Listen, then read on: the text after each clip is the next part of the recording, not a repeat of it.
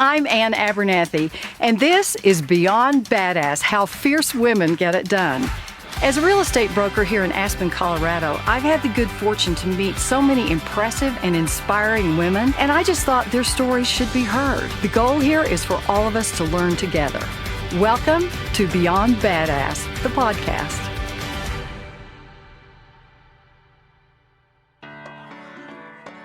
I've got a great guest today, but before we get to that, if you're thinking about selling your house and you want to be really badass about it, where do you begin?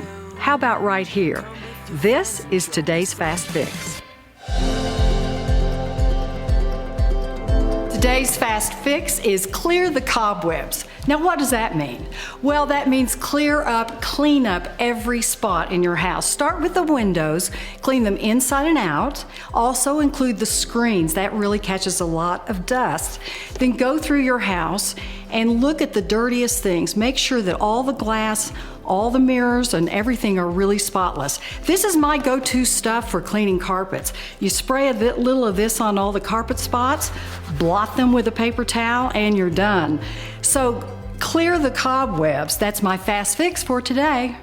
Joining me today is Dr. Christina Miller, and she is an ER physician, board-certified ER physician, who had kind of a personal roadblock and had changed her entire life as a result of that, and has started to practice in living healthfully. It's amazing what she's done to make a shift and actually take care of her own body. So welcome, Chris. Thank you, Ann. It's so good to be here. It's so good to see you again, and I've followed your amazing career and come in and consulted with you and learned so much from you. I'm so thrilled to get this information out.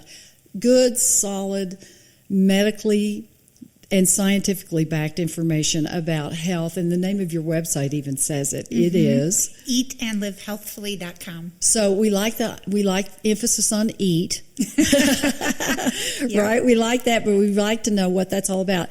Let's bring this audience up to date on your history and what happened to you. I mean, you were a hard-driving Denver emergency room physician. That is hours and hours and hours, right, every day, round the clock, relentless, and got not a great diagnosis. Tell us about it. Yeah, thank you. So I was working in the ER, and I started to get joint pains where my finger started to swell up, and I had no idea why.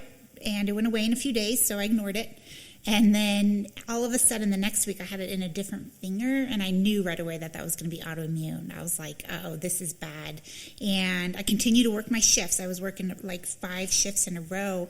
And by How many hours per shifts shift? They range between 8 hours and 12 hours. So wow. It depends if you're doing an afternoon, otherwise they're 12 hours. And so I was working my 5 shifts, and by the end of the shifts, I was so stiff and swollen, I couldn't even bend my fingers. I was limping because my knee would hurt or my elbow would hurt. I just was having random joint pains, and it came on so fast for me. I had no idea what was wrong. I was healthy. I had just gotten married. Like, life was good. I was president of Colorado ASAP, American College of Emergency Physicians. And wow. I had all these things going on. I was on top of my game, and this happened. So after my shifts, I finally went in to see the doctor, and my antibodies came back positive for lupus. And it caught me off guard because as a physician, I'm invincible.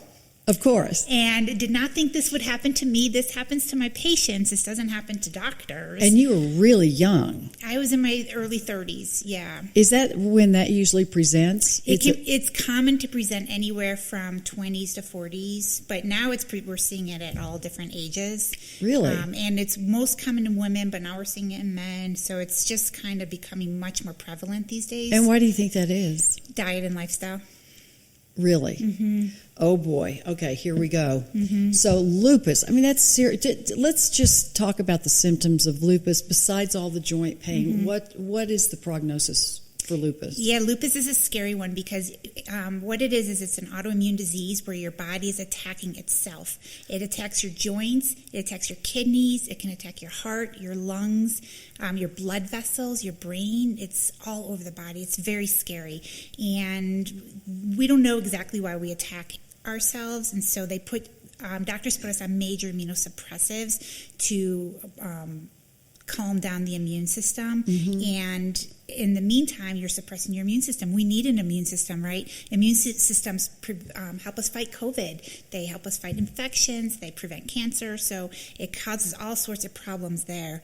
And symptoms of lupus can be anything. It runs the gamut from joint pains. You can have chest pains, difficulty breathing. You can have heart attacks. You can have blood clots in your lungs.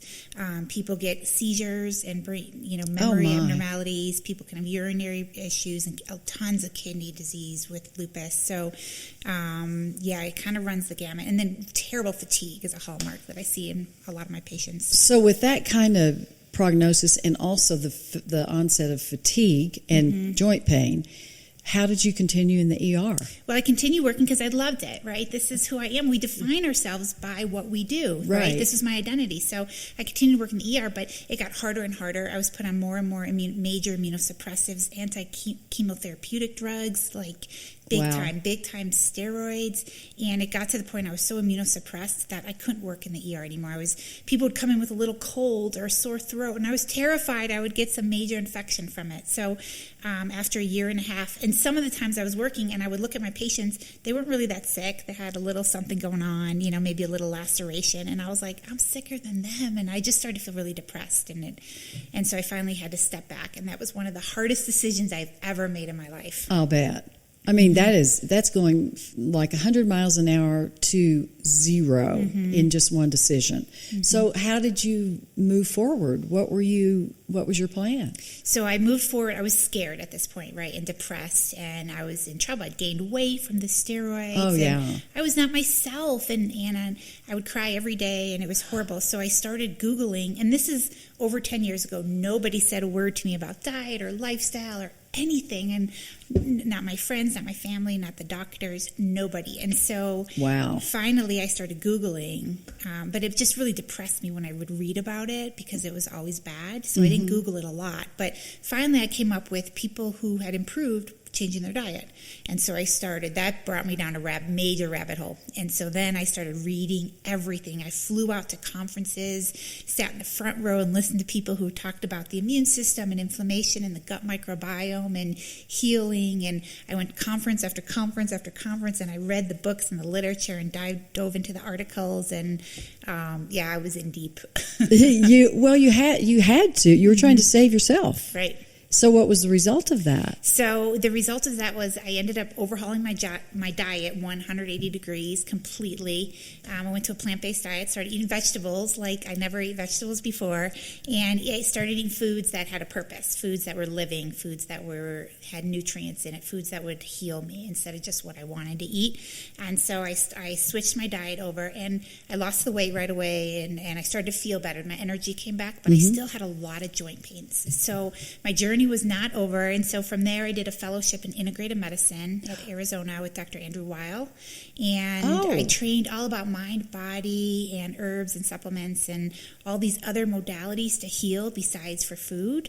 And so I started to incorporate the anti-inflammatory diet with the anti-inflammatory lifestyle, which is everything else that our bodies bathe in and nourishes our bodies and keeps us healthy. Okay, inflammation and that microbiome, oh my gosh, it's what didn't exist 10 years ago when you were researching this. Nobody knew anything. Right. Now it's everywhere.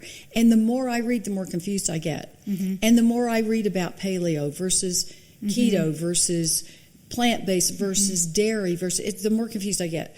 So I want you to take me back to, let's start with the anti-inflammatory diet, because as I understand it, and you tell me the statistic, the American population is flooded with inflammatory disease, right? So tell us about that. Yeah, inflammation is the root cause of chronic illness. So from diabetes, obesity, just people who simply can't lose weight, heart disease, the number one killer in men and women is still heart disease. And this is all inflammatory based, autoimmune diseases, arthritis, again, all inflammation. So if we can control the inflammation, we can control all these chronic illnesses instead of thinking, and then even asthma and allergies, inflammation. And instead of thinking of them as separate diseases, I have asthma, I have thyroid disease, I have gut issues, it's all inflammation. So if we think, okay, I'm inflamed, we can treat all of that with our diet and our lifestyles. And so what's an anti-inflammatory diet? Great question. An anti-inflammatory diet is a diet that is based on anti-inflammatory foods. So number one, you have to remove pro-inflammatory foods. Certain foods are just known to make inflammation. And those foods are sugar, processed oils. Animal products make more omega-6 fatty acids than they do omega-3 fatty acids, and omega-3 fatty acids are anti-inflammatory. We're looking to flood our bodies with omega-3 fatty acids. So if we eat too much animal products, that's omega-6 as well. And dairy products are very pro-inflammatory. Right. They're probably number one for autoimmune disease are dairy products. Is that right? Mm-hmm. And so when people take dairy products out, a lot of people, joint pains go away almost just with that step alone. So that's the number one food that I tell people we got to get this out. And how about sugar? Sugar and processed foods are so bad for us, and it's unfortunate. We're busy in America. We live these great, wonderful lives, and we don't have time to cook food and eat real food anymore. And they make food so palatable and so delicious and wonderful, and it's all processed, and it's causing inflammation for sure. So what did you... just run through your diet. So everybody's got a baseline for this because everybody wants to know. And then I want to know what's the outcome from the lupus, obviously. But start with the food. So because I was so sick myself, I had to switch to the maximum anti-inflammatory diet. And when I work with my patients, people do different levels. It kind of depends how sick they are. They may not want to go as extreme, or they might. For me, my number one and only goal was to reverse this disease and get my life back. And so I would do anything it took. So I went all in. And that meant I ate mostly raw green leafy vegetables, cruciferous vegetables, which is the kale, cabbage, bok choy, broccoli, Brussels sprouts family. So I ate a lot of that. I ate a lot of omega-3s, which are walnuts, flax seeds, chia seeds. Again, this is not foods I used to eat hardly ever at all, right? Maybe a salad, but not like this. But I'm eating it breakfast, lunch, and dinner on purpose, and I eat them raw on purpose because that's the living nutrients, the enzymes, that when you cook it, you lose those enzymes. Do you? I mean, everything, like broccoli slaw, if you throw it in with in a skillet, the nutrients go away? Not all of them, some of them. So you actually gain some nutrients when you cook food, too. It's actually good for most people to eat a little bit of both, but when you're severely inflamed, the most anti-inflammatory food is going to be raw. Interesting. Yep. And so and vitamins like vitamin A, the B vitamins, not A, I'm sorry, the B vitamins, C, those are heat soluble. So when you cook your broccoli slaw, you've lost all your B vitamins, all your vitamin C. You eat it raw, you're getting tons of vitamin C and B vitamins. Right. And so I built my diet like that. That wasn't the only thing I ate. I ate other foods and cooked foods, and I've played around. I've done all raw. I've done fasting. I've done different things. I went completely plant-based, not like paleo, because, again, the animal products can be pro-inflammatory. Some people can reverse it with a paleo-type diet, but if people are really inflamed, why not go all the way in, right? And fix it. Doing it. If you know that works, and it worked for you. It did. Well, it didn't initially. It did not initially? No, and so this is my story. I was all ready to write my book and tell everyone how great this is and get back my life and go back to the ER. I had my life. It was all planned out, but it didn't. And here's the thing that I've learned along the way: it's not just food. So the whole autoimmune process, the inflammation, it comes from our gut, it comes from the foods that we're eating, but also the gut lining and the microbiome. We could talk hours about that if you want to, but it's also affected by our mind, our thoughts. So thoughts from the frontal lobe go to the back and send out over 100 hormones to our body telling us what to do. And as I was stressed out and I was worried about it, and I missed being an ear doctor, and I wanted a career, and I lost my purpose and my sense of identity, I was spiraling in a negative way. Even though I was eating all this healthy food, I wasn't in a good place to heal. And that's where I had to change my lifestyle in order to get the healing to happen. Very interesting. So that you were like a human lab. Yeah, and it was interesting to see that. I was like, why does my finger hurt today? What did I do differently? And I ate the same food, but I didn't sleep as well, or I was stressed out, or I didn't have gratitude. And I have learned some major tricks I can almost reduce my inflammation one day now. Come on. Or I know exactly why it is. It's been such an incredible journey. No, you can't just tease it and not tell us what it is. So things like laughing, genuine laughing, like belly laughing, takes away my pain almost immediately. So when I'm with my friends, when I'm laughing hard, but during COVID, my husband was at work at the hospital. I was home by myself, right? Really isolated. And we had moved out of the valley for a little while, and so I was even more isolated without my friends and my people. And so I would not laugh for a whole day. And, I wasn't in a bad mood. Everything was fine. I was going about doing whatever business I had to do, but I didn't feel that laughter, that sense of joy. And I would meet with friends for a day, and by the time I went home, I was like, oh my God, I have no more pain. Oh, wow. So that's one. And the second one, and we talked about this morning routines, but gratitude turns around anxiety so fast. And so I turned on my attitude of gratitude about everything. Instead of being like, poor me, I just moved from the valley and I'm not with my friends, to how lucky I am that I have this house and that I have friends in the valley that I know one day I'll see again. And so I had to turn it around. I couldn't let myself feel the pity party. And so the combination of all this, or one thing, or what would you say? All of it? I would say the two most important things are food and mindset. No question. No question. When I am in a good place, I have no pain and I have tons of energy and feel good. No kidding. I see that right now. And you're you came in here like sunshine walked through the door. Thank you. You were so I imagine happy. sunshine coming into my body when I'm meditating. I imagine that sunshine. So that's what I want to be. Thank you. Well, isn't it interesting, the choice of words I used to describe it? I just kind of picked up on that, I guess, because it shows. It's like you radiate energy. And that isn't that what we all want? Mm-hmm. But I think that also you're describing connection or lack of connection. Yes, 100%. So we moved back to the valley, which has made everything wonderful. Right. Just immediately I feel wonderful. And now I make every effort to see people. Instead of making that secondary to work, now it's primary with work. They're equal levels. Like, I need to connect with my friends as much as I need to be doing my work. Is that right? Mm-hmm. I've changed my priority. I used to be too busy, or, no, I can't this time, or I was careful not to overbook myself. Mm-hmm. I'm still careful not to overbook myself, but I have made it a priority. Connection is what it's all about.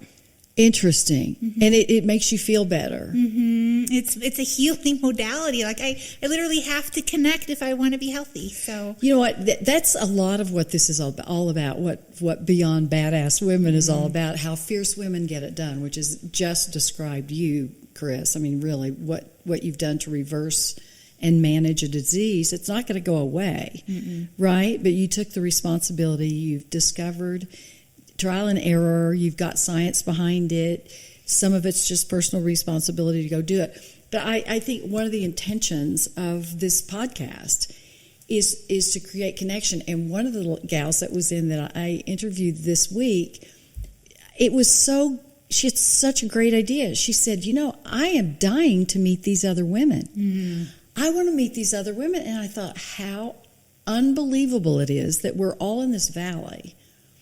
And I mean, not everybody. I've got people that are not here too, that from all over the country. We're going to go there. But how could this many outstanding women not know one another? And I think you just described why. Because in order to get to where they thought they needed to be, they were working really, really hard. Mm-hmm. And another gal said it takes so much time to maintain friendships, right? Mm-hmm. That it takes effort, but as you said, you made it a priority. It has to be. I realize that now for health, and I see that. I work with so many patients now and help them with their autoimmune, and those that stumble and get stuck, I look into their lives. What are their connections? What's their social network? What are they doing for fun? What's their laughter? And if they're not prioritizing their social life, and that sounds crazy, right? We've never been taught to prioritize it, but if they're not, they get stuck and they're not making it that last hurdle to reverse their inflammation. Do you see a difference when they reach out? For sure. It changes things. It changes things. And there's actually science now behind this. So there's science that when we connect with other people, it sends off the oxytocin and the serotonin and some of these love, feel-good hormones that we're feeling right now being connected to each other. Right. And it sends off those hormones, and those actually calm down the inflammation hormones. And so those of us with autoimmune diseases, we have high IL-1, IL-6. These are some of the cytokines that flood through our bodies. They're the inflammatory markers that are trying to they're running rampant within our bodies, and our body doesn't know what to do with it. They're just there. We keep making them, and then we start flooding it with oxytocin and serotonin, and they quiet right down. They really do, and we've seen that in studies. There's studies supporting that. And so as I saw a whole study about laughter as medicine, and as I saw that, I was like, well, hot diggity, I'm going to go buy some joke books, and we're like telling jokes to each other now and finding reasons to laugh out loud, like being silly at home, doing dances together. Like, oh, how fun. We're just bringing back the silliness, and it seems to really be working. Oh, it's interesting that we now, what used to be normal, and even with children, that they would run and play outside. Right. It used to be how life was. Mm-hmm. And now we have to be intentional about it. We have to make that happen. But good to know, so we can go do that. And if people have kids, use your kids to be like them, go play with them and have fun. That's exactly what we're trying to induce. Because as adults, we're no longer playful. Mm-hmm. We're not running. Children run without abandon. Right. They're as free as can be, and they laugh and carry on. Even little infant babies, the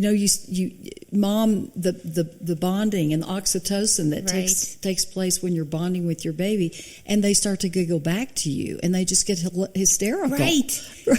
And that's what I tell my patients. I say, remember that little girl or boy that you were, and it was before Christmas Day or it was summertime. You were carefree. You were running outside. Right. You didn't have a care in the world. You were so excited about Christmas or whatever holiday you celebrate, and that's the feeling I want us to feel again as adults. That's what's helping us with our inflammation. Now, that's not the only thing, but boy, it sure does make a difference. What are you seeing in your practice predominantly? Is there a trend one way or another? Are people coming to you to lose weight? Are they coming to you for inflammation? Are they coming to you for disease? I'm seeing everything right now. So remember, I'm now a plant-based physician. So I use food and lifestyle as medicine as well as regular medicine. And I'm seeing a little bit of everything. People are coming in with chronic illness from high cholesterol, high blood pressure, lots of gut issues, indigestion, gas and bloating, loose stools, constipation, things like that. I see a lot of autoimmune people, all different, from rheumatoid arthritis, Crohn's disease, there's Sjogren's, dry eyes, dry mouth, all sorts of different autoimmune diseases, which I love connecting with my autoimmune patients. I bet. I totally get that. But I see, people who've had heart attacks, want to prevent another one, or people with family history of things, or people with cancer. Next month is breast cancer awareness. Yes. So I'm doing a write-up and some classes on breast cancer, trying to help people with prevention or, doing the best we can, all to take as best care of ourselves as we can. Talk to me about alcohol. Alcohol for what? Well, I'm not talking about rubbing alcohol. I'm about drinking alcohol. About people, who want to go on any kind of, if you're going to go on any kind of diet, explain to me, if you would, how alcohol backfires or what it does to you, or can you have it, or is it red wine that's okay? And what about pink wine that it really is red wine without the peels? And what about white wine? And every possible objection that this woman knows her wine. Yeah. Well, I'm just saying it's one of those social things that we do while we're connecting, right? Mm-hmm. So how bad is it? Well, it totally varies. It's not that simple, right? It's nuanced. So for someone like me, I have a gut microbiome that's been messed up. I have leaky gut, they call when your gut gets messed up and little particles start moving across. I hear a lot about this. Yeah. Now that you brought it up, but how do you get rid of that? So leaky gut is when your gut is one cell layer thick and it runs right next to each other.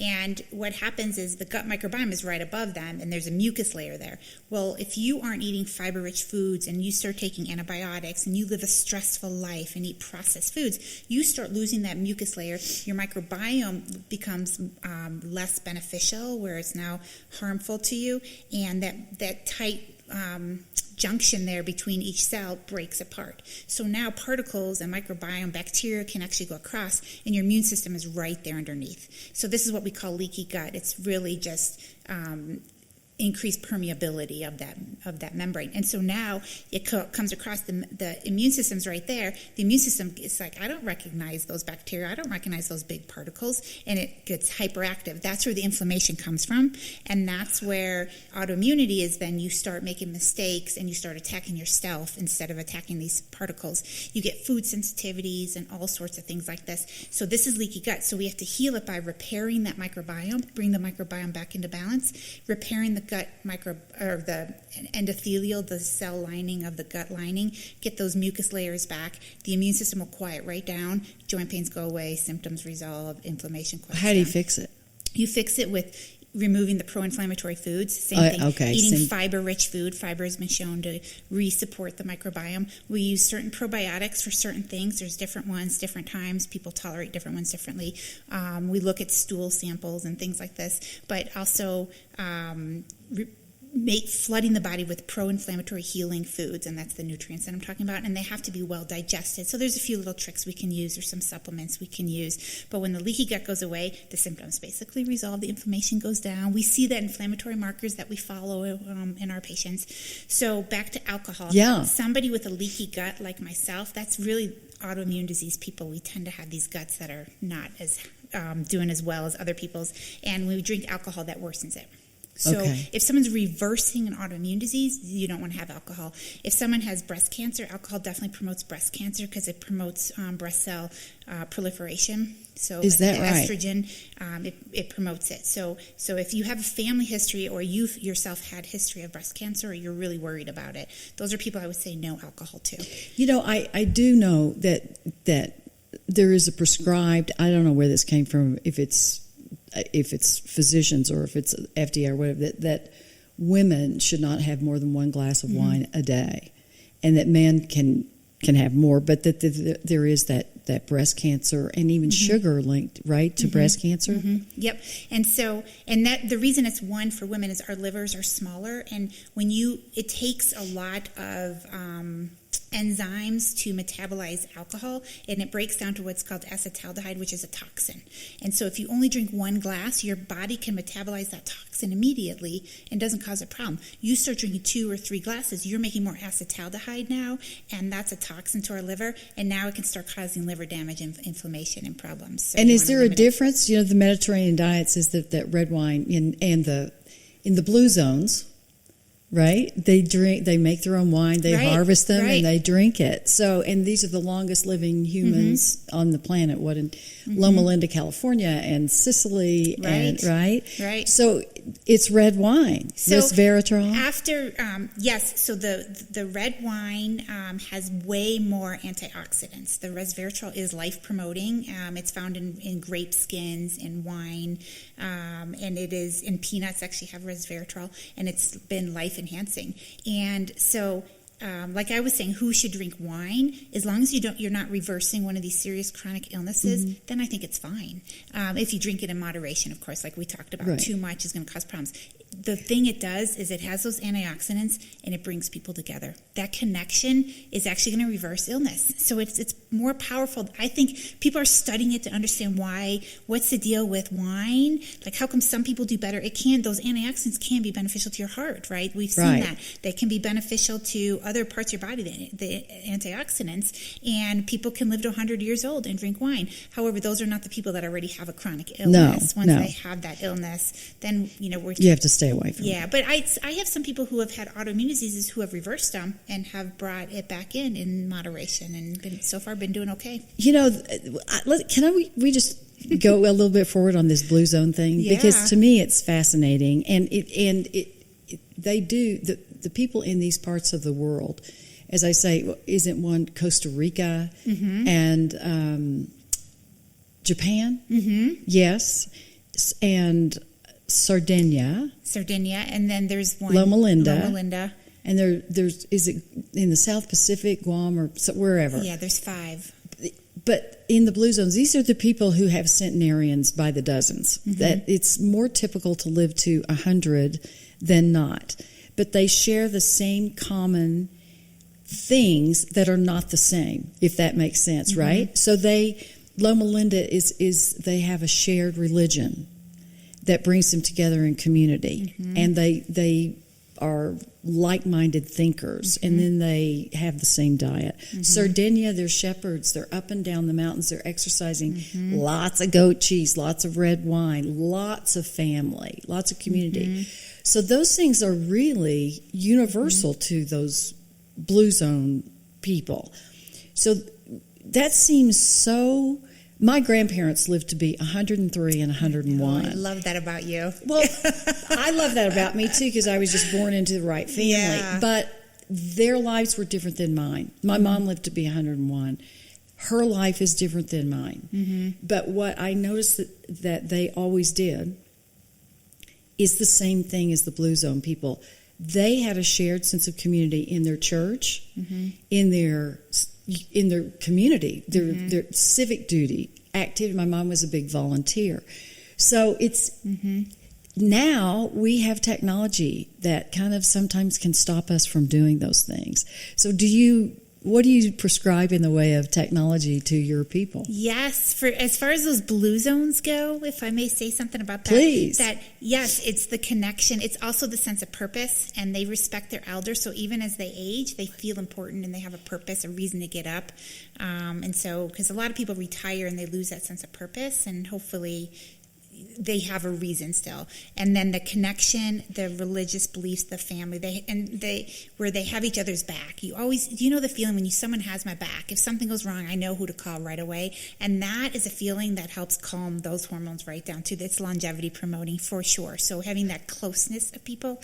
And the other thing that's so interesting that they found is in all of those societies, some drank wine, some didn't, some, they all exercise, but they all also ate beans. Legumes, which isn't that so interesting? At first I thought that was so crazy, like beans, really? But now I understand it's a fiber-rich food that feeds that microbiome. So you keep your microbiome strong, you keep your immune system strong, and you're going to prevent chronic illness with Any that. kind of bean? Any kind of bean. So in Italy, Sardinia, they ate more like chickpeas or the white fava beans. Right, the fava beans. Or in other places in Japan, they're doing a lot of sweet potatoes, but they do more like kidney beans or pinto beans, or they ate, and more soybeans, a lot more soybeans.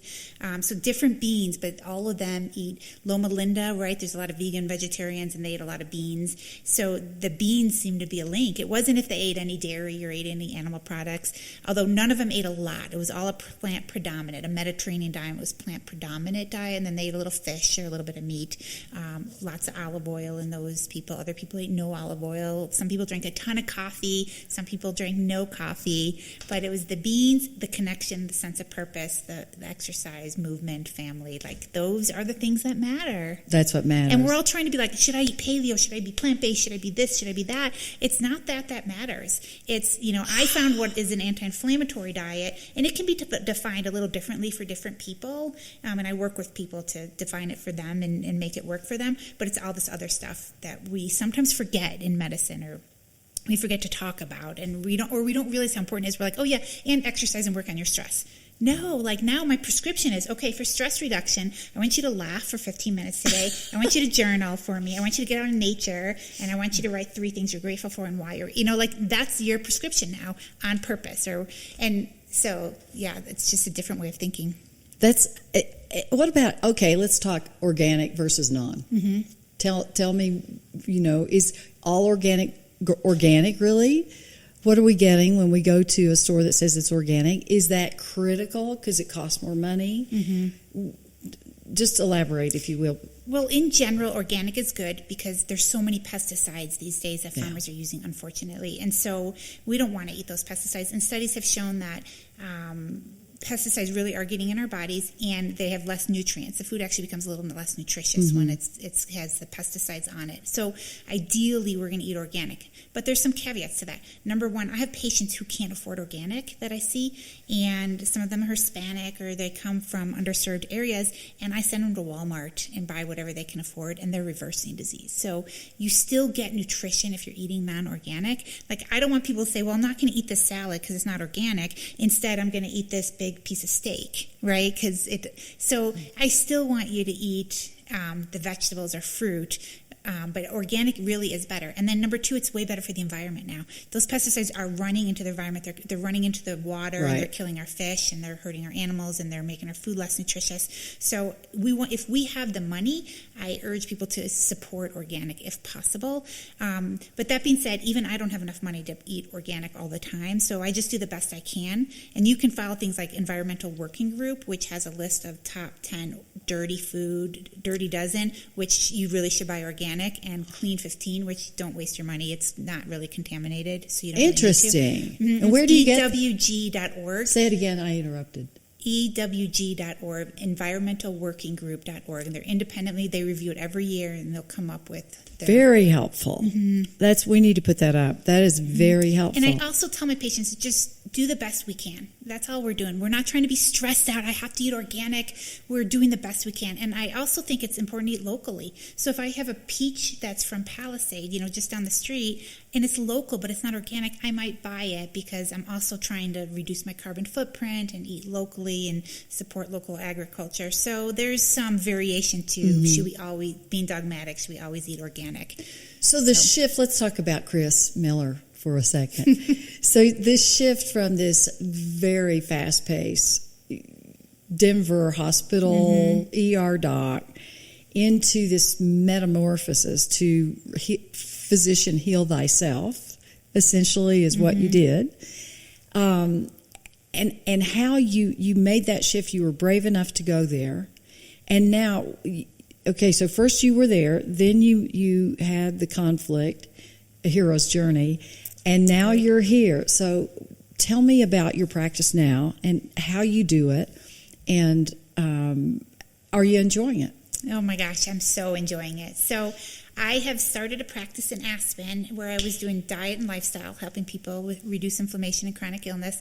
And since then, I have now picked up telemedicine. So I'm working with a group of like-minded doctors, and we use food as medicine and lifestyle, of course, and then regular medicine too when people need it. Of course, there's a reason for medications. And so now I'm doing that, and people come from all 50 states. I have licenses myself in 22 states, so I can see people across the country, and it is awesome when they come in and I get a chance to talk to them and work with them with their chronic illness. And I learn everything about them. I have them fill out a 5-page intake form, and so I go over, I know how much stress is in their life, I know how busy they are, do they like to cook, what's their favorite food, what's all their past medical history, what medications, what supplements, what surgeries, like all that stuff, of course. And we go over everything together then. We kind of go through a plan. What are their goals?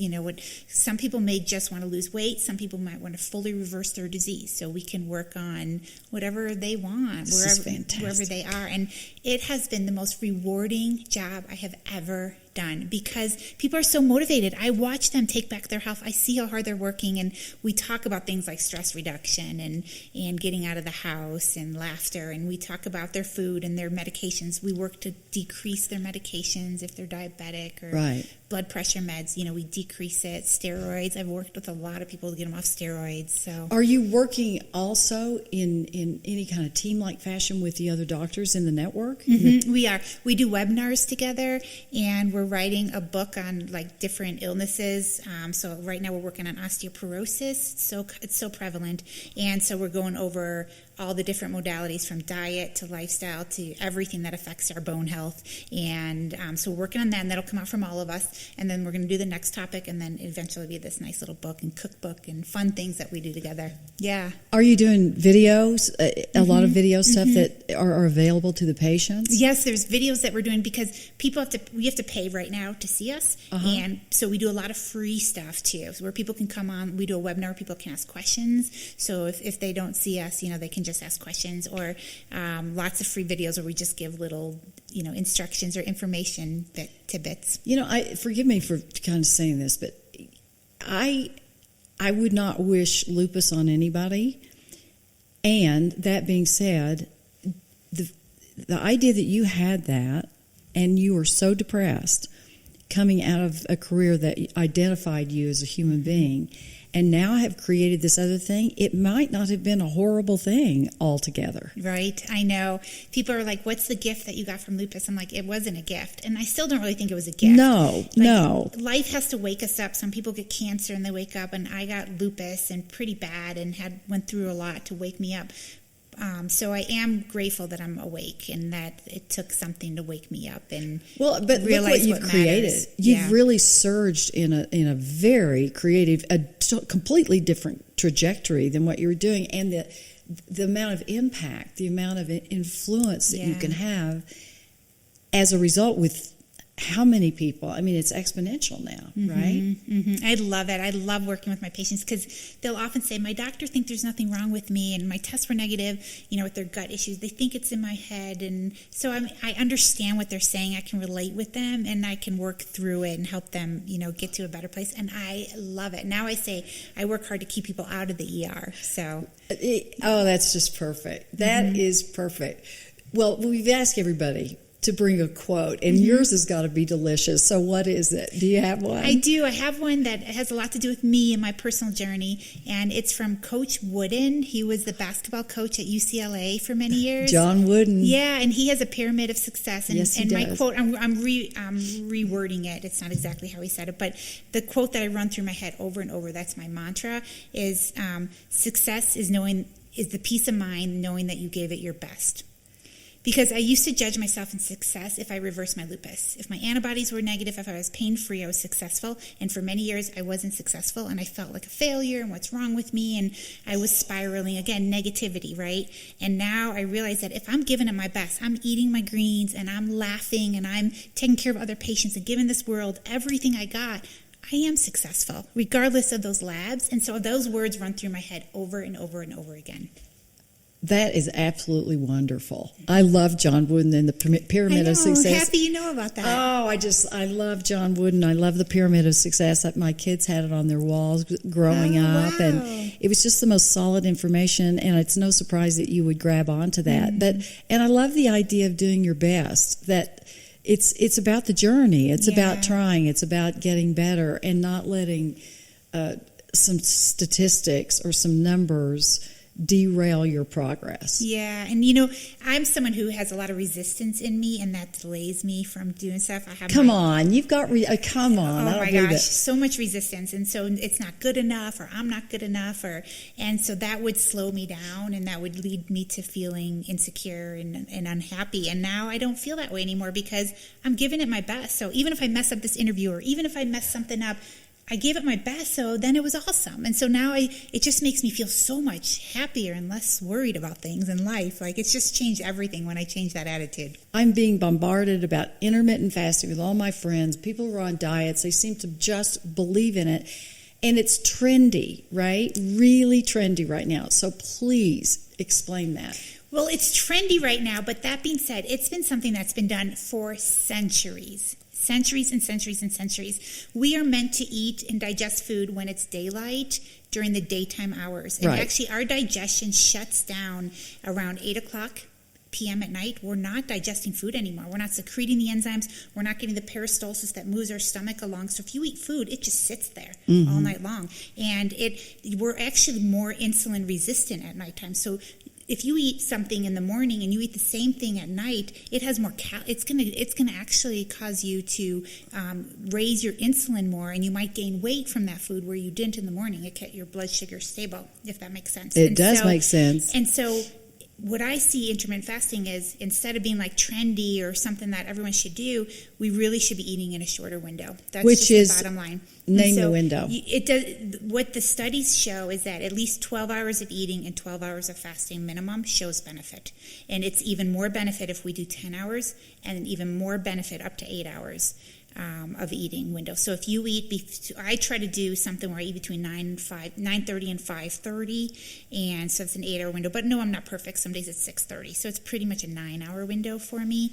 And some days I'm starving in the morning. I eat a little bit earlier. But our bodies are circadian; they get on rhythm. And so if you're used to eating breakfast every morning at 8, lunch every day at 12, dinner every day at 5, your body's ready to secrete hormones. It's ready to do its job. It's a lot of work to digest food, right? You have to secrete all these enzymes enzymes, and it has to move through your body, and then it has to absorb it and get rid of toxins. It's a lot of work. And if you do it on schedule, same time every day, it's so beneficial. And we talked about leaky gut and healing the gut, and it helps digestion. It can reverse people with IBS, irritable bowel syndrome, who have gassy, bloating, discomfort. It can help improve insulin sensitivity, so people start to lose weight when they're stuck not losing weight.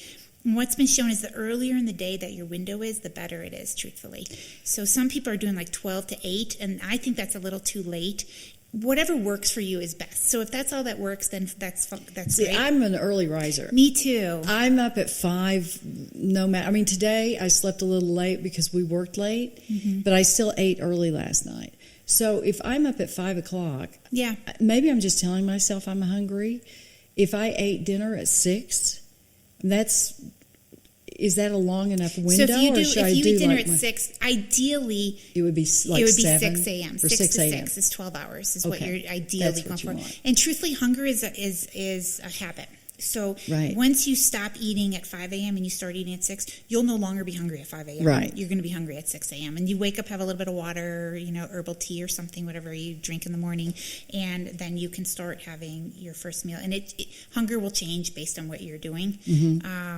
So that's what to me it really helps. And the other thing that I didn't get in are green drinks. So what about powdered green drinks and all the things that we're seeing about consuming those first thing in the morning? So we've seen studies that where people had the powdered green drinks and their antioxidant level went up, and then when people eat real broccoli and kale, the antioxidant goes up. They don't really compare, so I prefer people to blend real greens into their own green drink. That being said, if you're traveling and you just can't get greens, then bring your green drink. I'd rather you have this much than none, but I'd rather you have this much if possible. Is it better to have a green drink than it is to have a plant protein in the morning?